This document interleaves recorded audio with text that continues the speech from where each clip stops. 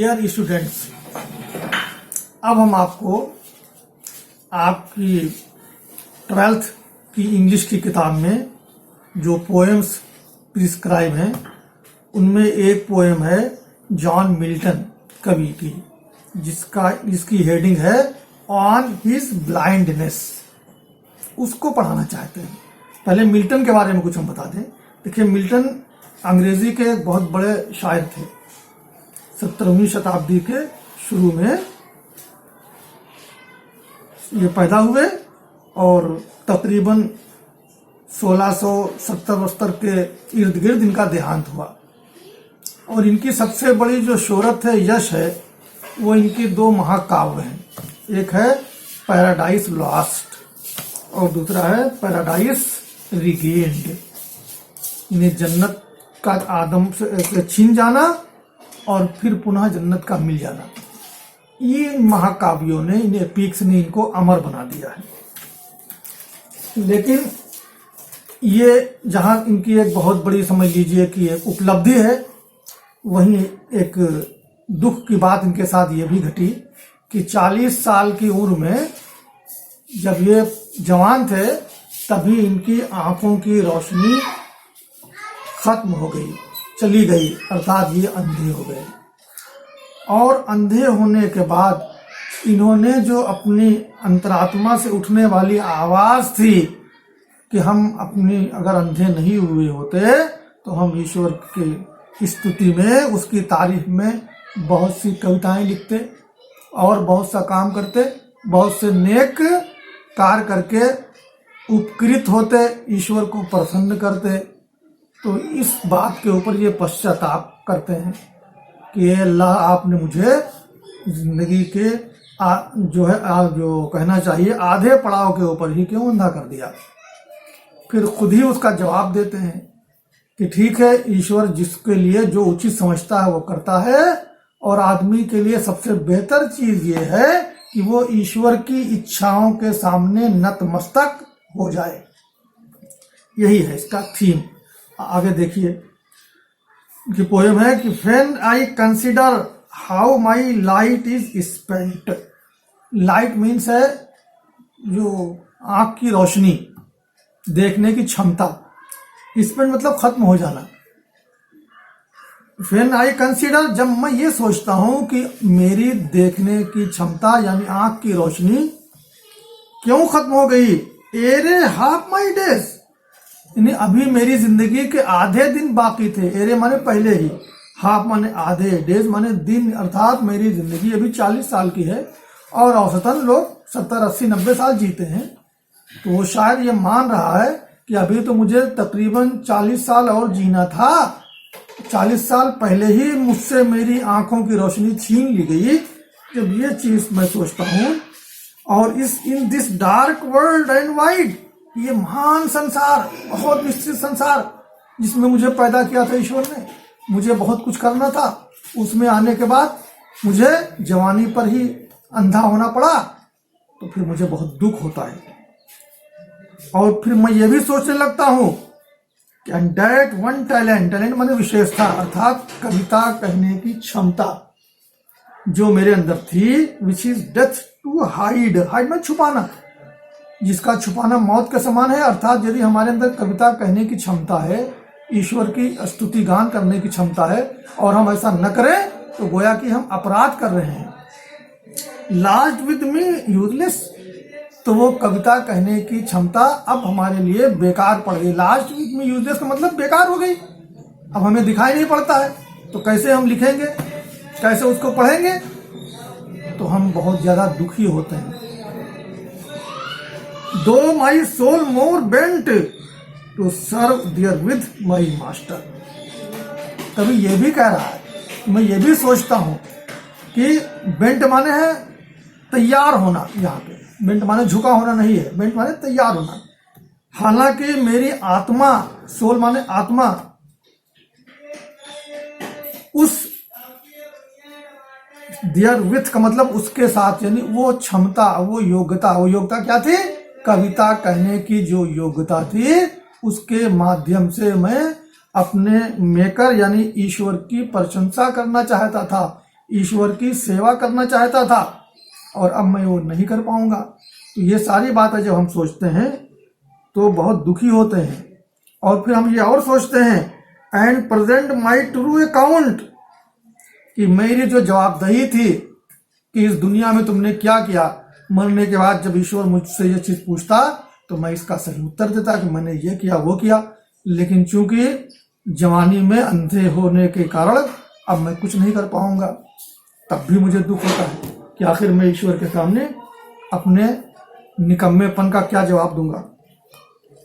लेस्ट ही returning child, देखिए returning का मतलब है वापस, इस दुनिया के बाद इंसान जब उस दुनिया में जाएगा जिसे हम परलोक कहते हैं।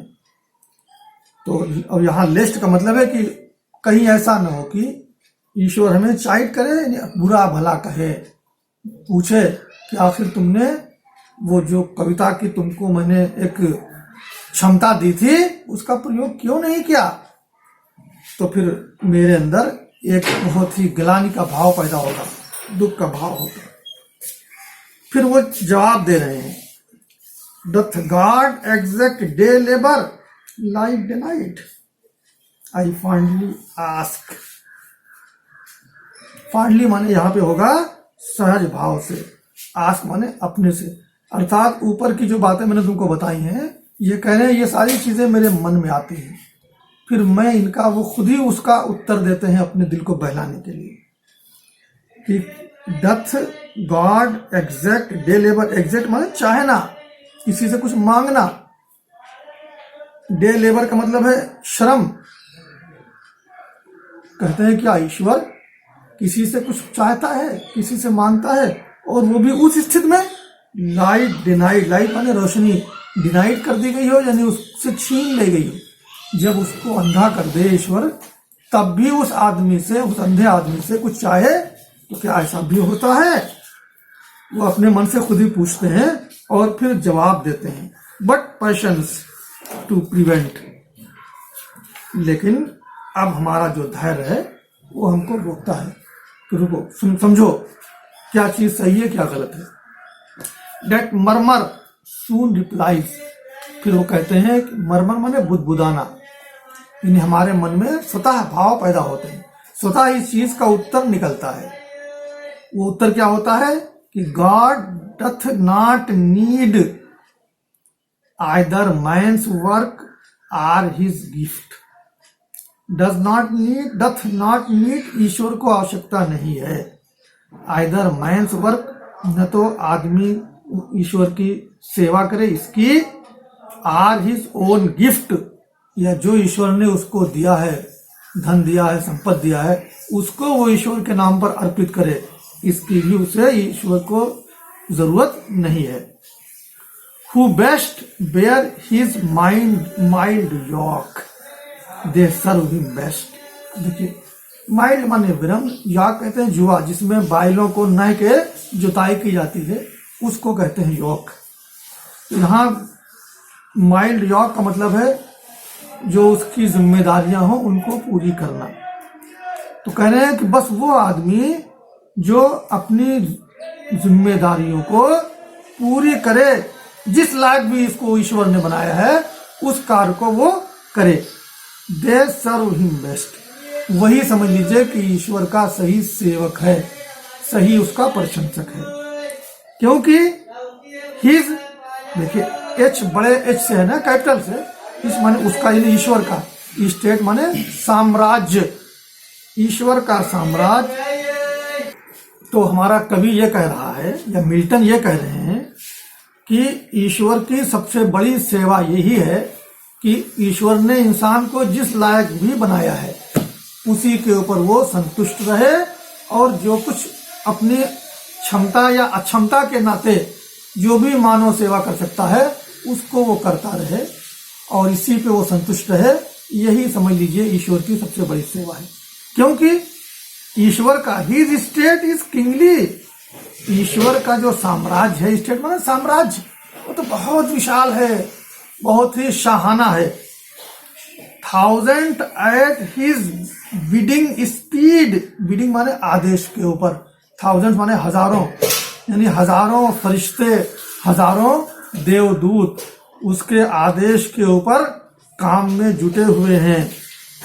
And post over land and ocean, land माने पृथ्वी, ओशन माने समुद्र, यानी हर जगह पृथ्वी हो चाहे समुद्र हो, वो ईश्वर उसके ऊपर, उसके फरिश्ते, उसकी आज्ञा को वो कार्य रूप में बदलने वाले लोग जुटे हुए हैं, विदाउट रेस्ट, बिना आराम किए। And they also serve who only stand and wait.